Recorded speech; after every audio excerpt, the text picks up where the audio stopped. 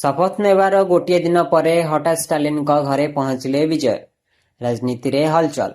तेज सूचना अनुसार तमिलनाडु ऐतिहासिक निर्वाचन विजय पर मुख्यमंत्री श्री जोसेफ विजय शपथ नेबार मात्र गोटे दिन पर पूर्वतन मुख्यमंत्री और डीएमके मुख्य एमके स्टालिन को तांको बासभवन रे भेटिथिले।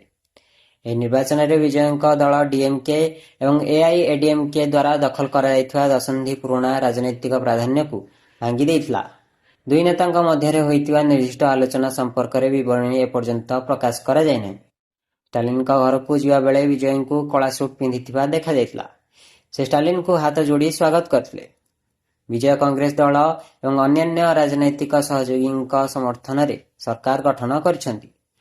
मे 4 रे निर्वाचन फलाफल घोषणा पर तमिलनाडु रे सरकार गठन पर दीर्घकालीन राजनैतिक संघर्षर संभावना संपर्क में कल्पना जल्पना प्रकाश पाइथिला।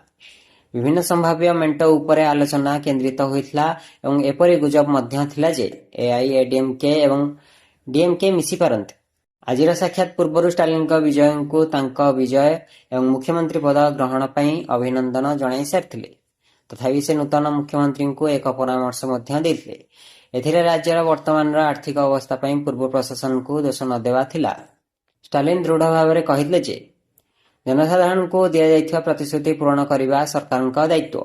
Social media platform X ray post करी से लिखिछंती, मु दायित्व ग्रहण करिया परे तुरंत आपण स्वाक्षर करिथिबा कार्यनिर्वाही निर्देशक को मध्य स्वागत करुछि। स्टालिन कहिथिले, प्रारंभरू दाबी करंतु नाही जे सरकारक पाखरे पांठी अभाव अछि। पांठी उपलब्ध अछि। जहाँ आवश्यक ताहा हेउछि जनसाधारण निकट रे सेही संबल गुड़िक पहुंचाइबार इच्छा शक्ति। निज प्रशासन को समर्थन करी से उल्लेख करिसेंती जे कोविड-19 महामारी, बन्या एवं भाजपा नेतृत्वाधीन केंद्र सरकार द्वारा उदासीनता भली गुरुत्वपूर्ण चैलेंजर सम्मुखीन हेबा सत्वे डीएमके सरकार 5 वर्ष मध्य अनेक जनहितकर योजना सफलतार सहित कार्यकारी करिछि।